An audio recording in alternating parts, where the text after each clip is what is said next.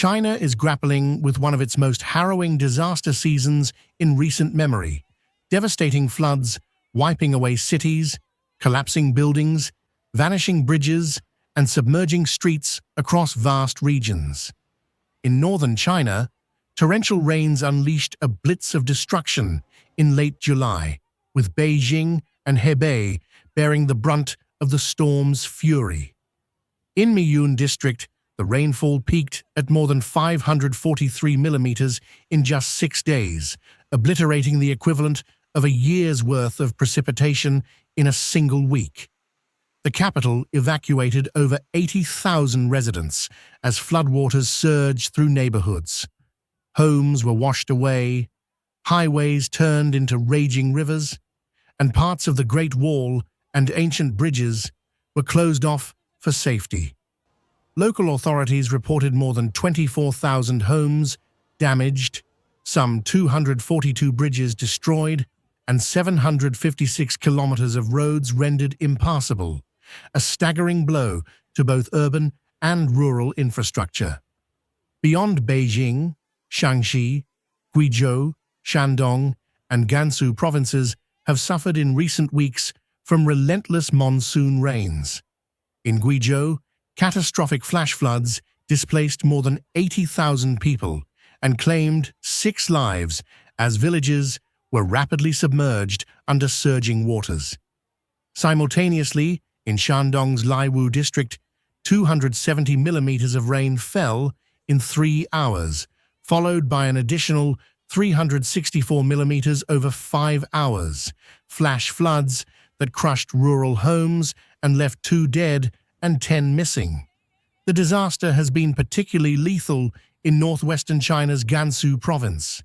Since August 7th, torrential downpours triggered flash floods and landslides in Yunnan County.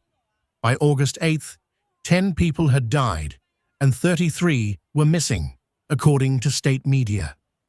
Entire villages were swallowed by mud and water.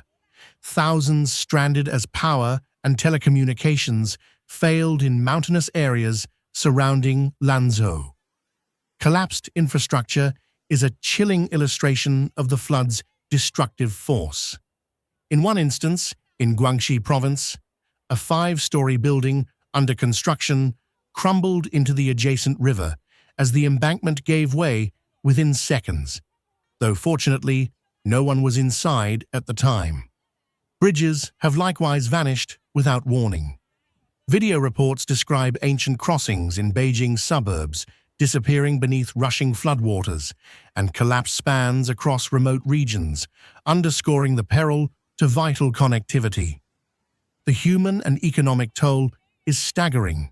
In Beijing and Hebei, the death toll from flooding has climbed into the 30s, with rescue operations ongoing for thousands of missing individuals. Across all affected regions, hundreds of thousands have been impacted, their homes destroyed, livelihoods disrupted, and communities unmoored. In Gansu, local governments have issued high-level alerts and dispatched military and emergency personnel to rescue stranded villagers and restore services. The meteorological context compounds the crisis. This year's East Asian monsoon has stagnated over China, bringing torrential rains to both north and south simultaneously, a rarity that water scientists attribute to climate change's influence on atmospheric patterns. Rivers in southern provinces like Guangdong have surged past warning levels, their banks breached, prompting flood alerts for at least 16 rivers in the province. Major urban centers like Hong Kong copped the heaviest August rainfall since records began in 1884, with over 350 millimeters falling by mid-afternoon on August 5th, flooding stairwells and clogging streets outside hospitals. National response has been swift and vast.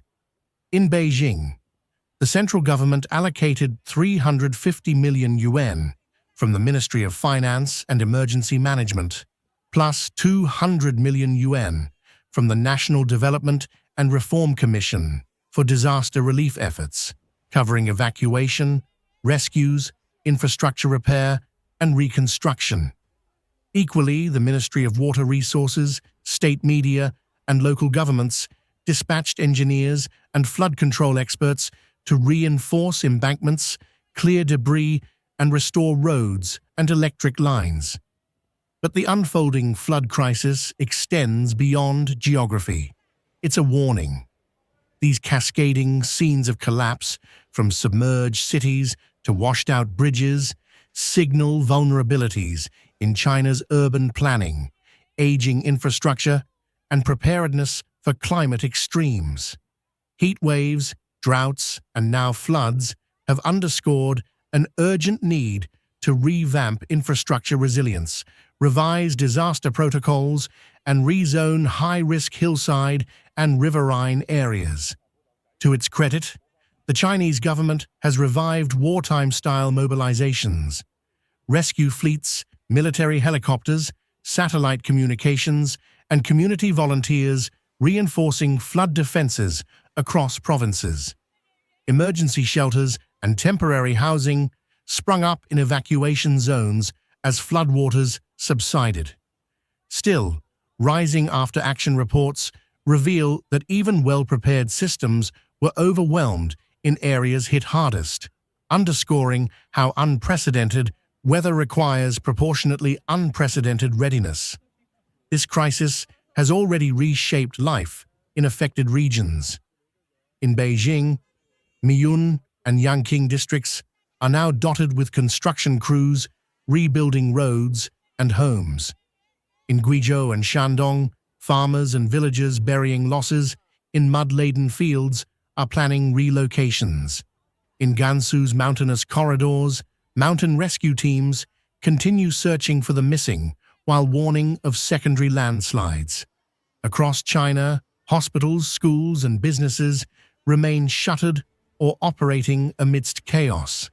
As of early August, forecasts remain ominous. Authorities warn that 2 to 3 typhoons may strike during the rest of the storm season. Climate models project more intense rainfall events ahead. For now, cities remain waterlogged, bridges unstable, and communities grappling with scars, both physical and emotional. Literally, China is collapsing feels less like hyperbole, more like the painful truth. Floodwaters aren't just swallowing streets and cities, they're consuming what was once stable and secure. And as it stands, China's response will determine whether this summer becomes a tragic chapter or a turning point in confronting the scale of climate-driven catastrophe.